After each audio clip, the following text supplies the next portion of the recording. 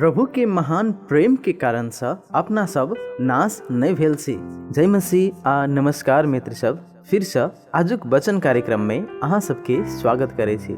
आजुक वचन रहल अछि पवित्र बाइबल विलाप के किताब ओकर 3 अध्याय के 22 आ 23 पद, जेमे एना के लिखल अछि, प्रभु के महान प्रेम के कारण से अपना सब नाश नहीं भेल छी, हुनकर करुणा के अंत कहियो नहीं होइत अछि। प्रत्येक बिहान हुनकर करुणा नया होइत अछि, अहाँ के निष्ठा पैघ अछि। प्रिय मित्र सब, ई वचन आशा से भरल अछि।